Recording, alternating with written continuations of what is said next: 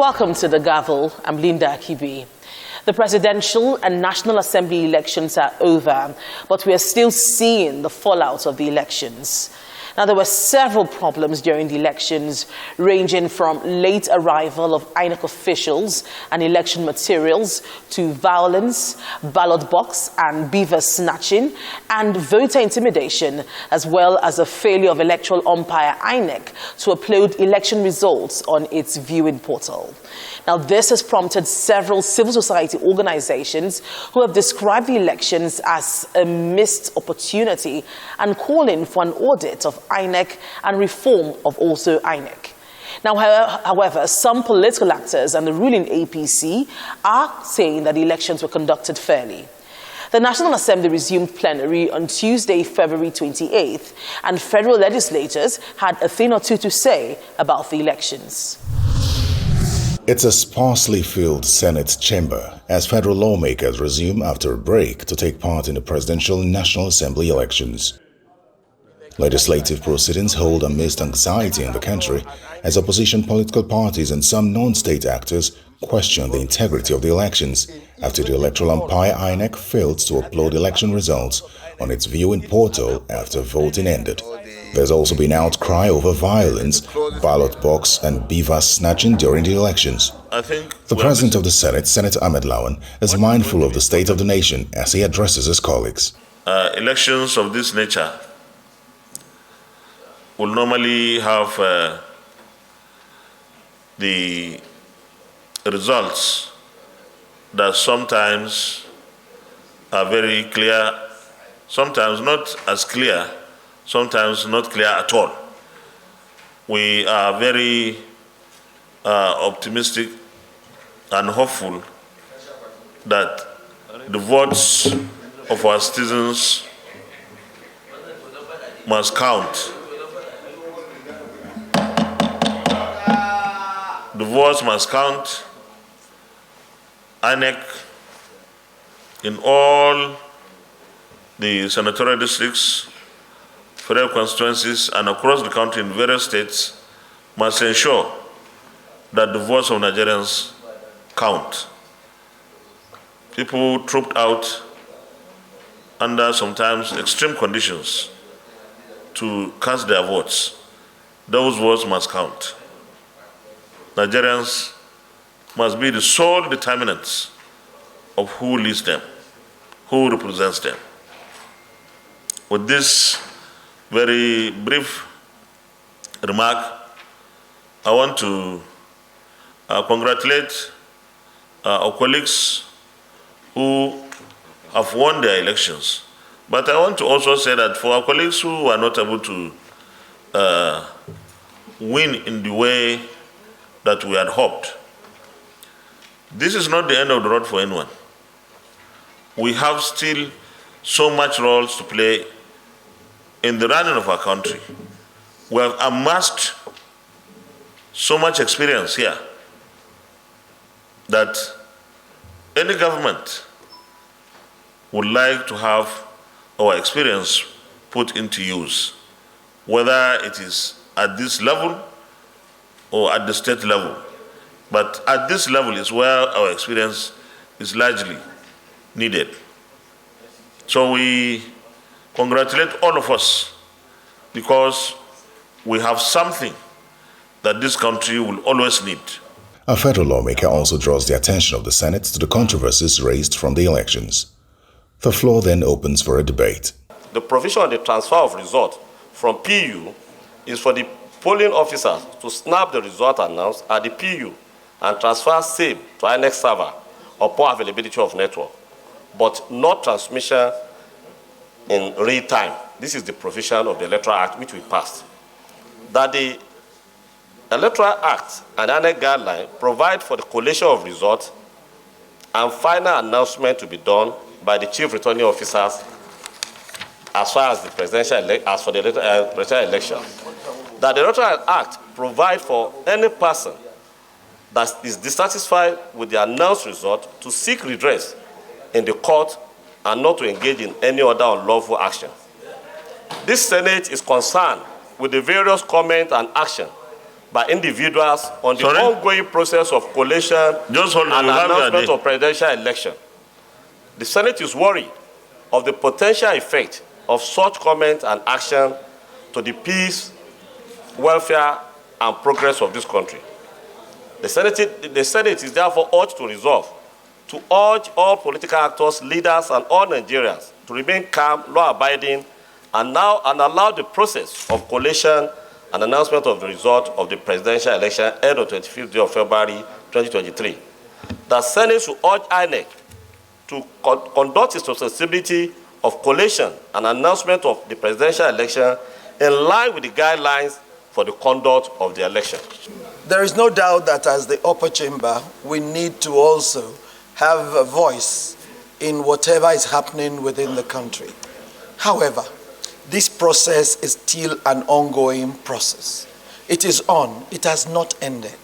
And there is no serious crisis other than to ask the INEC to follow its own guidelines and the Electoral Act. Simple. There is no reason for us to play to the gallery or to pretend that we're holier than others. We should not ignite violence. No, I don't think there's anybody who suggested. Is for I us think you are on to the right just track. round it up. Nobody is and going to ask everybody to maintain peace and order while we go through this process and finish it properly. Mr. President, most of us here, apart from a few of us who didn't contest elections, cannot sit in judgment in what is happening in Nigeria today. And we cannot interpret the law because we are not the judiciary.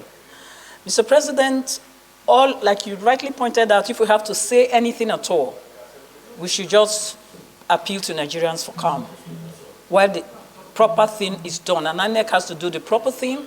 Nobody can come here and tell us that the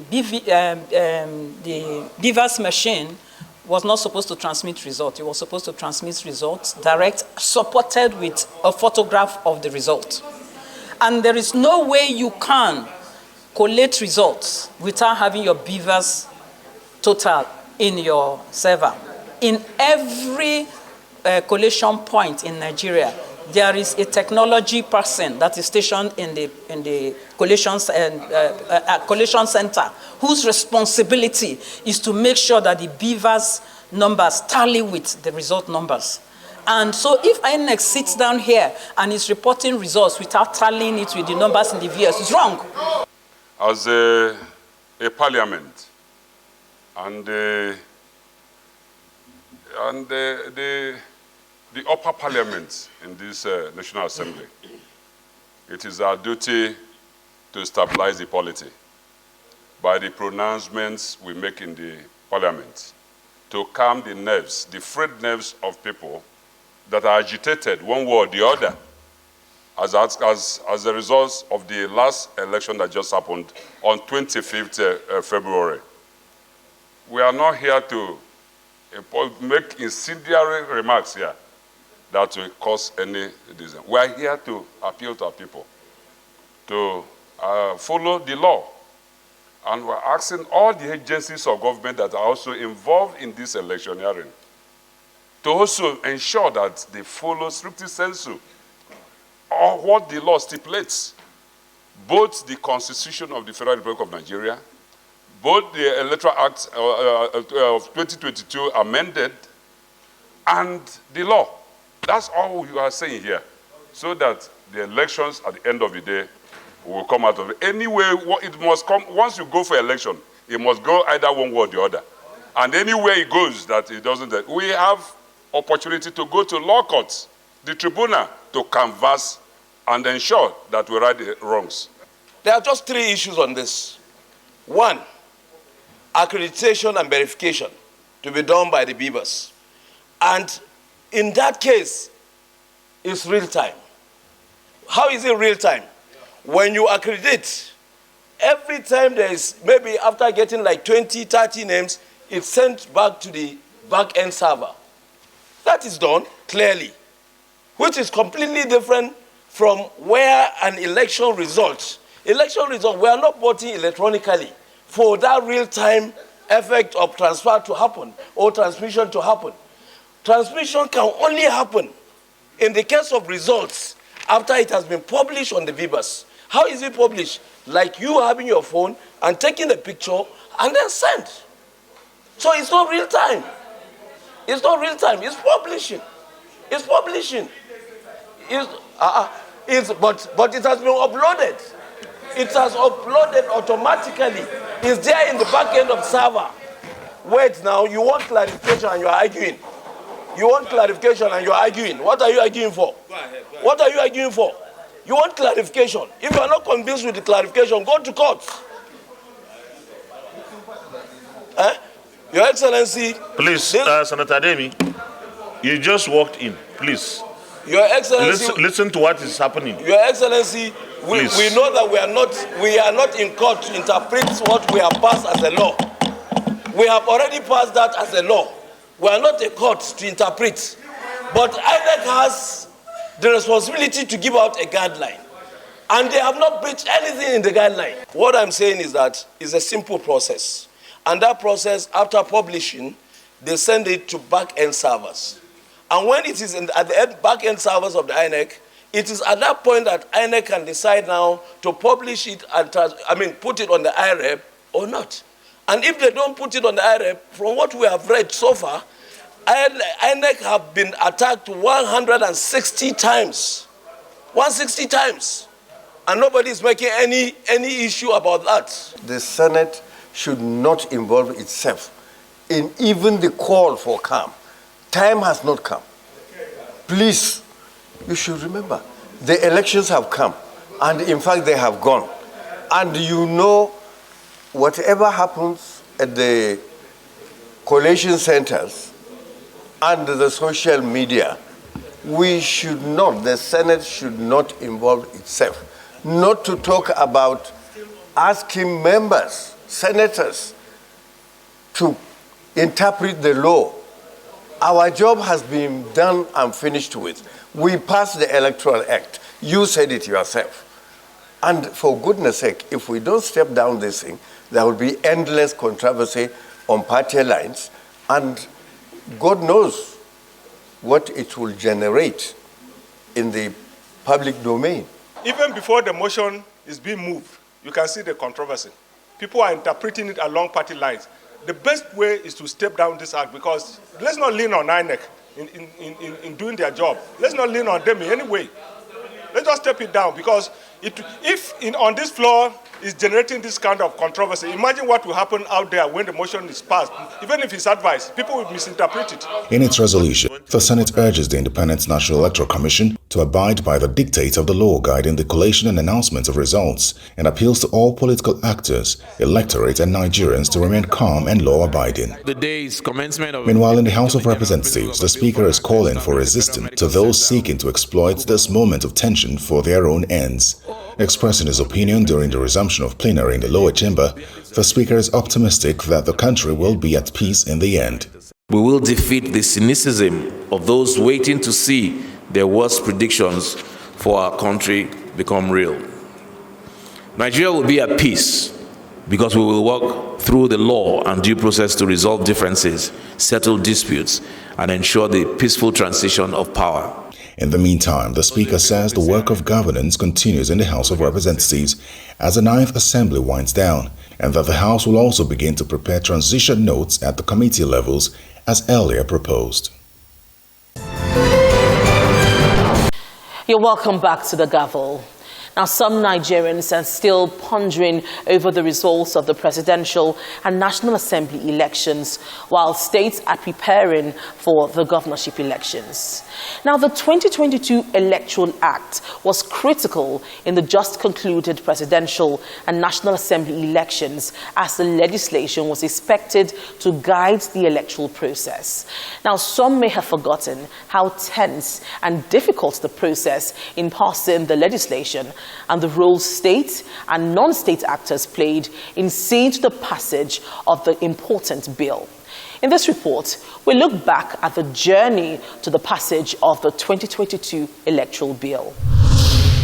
The Electoral Act Amendment Bill was one of the most polarizing pieces of legislation in the 9th Assembly. Many Nigerians yearned for the passage of this bill, believing it will sanitize elections, which have been overwhelmed with violence, ballot box snatching, underage voting, and cash for votes. The journey to the passage of the Electoral Act Bill in the 9th Assembly was full of intrigue, fraught with tension, and a high-stakes endeavour. The 9th National Assembly had promised to amend the Electoral Act as part of its legislative agenda. In 2020, the Senate and House of Representatives committees on INEC kick-started the process, calling for input from the public and civil society organizations on the bill. After several meetings and consultations between the Joint Committee and state and non-state actors, a report on the bill was finally prepared and presented in both houses for passage. But on the day scheduled for passage in both houses, Clause 52, subsection 3 on electronic transmission of results caused a huge strain, setting lawmakers from the ruling party against their colleagues in the opposition party.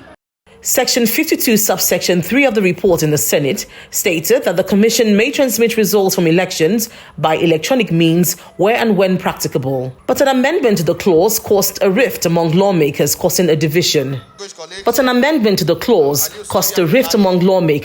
Leading to a division. Mr. President, I would like to amend Clause 52(3). And I would like to amend as follows. The Commission may consider electronic transmission of results, provided the national network coverage is adjudged to be adequate and secure by the National Communication Commission and approved by the National Assembly. This is my amendment. Mr. President, I still insist. We want Nigerians to know who has voted or not.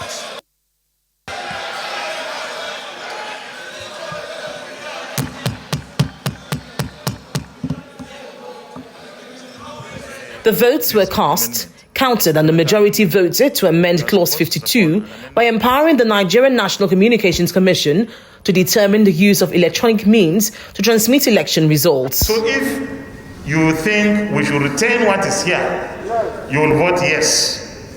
If you think what we have passed before the amendment of Senator Sabi, then you vote against this one.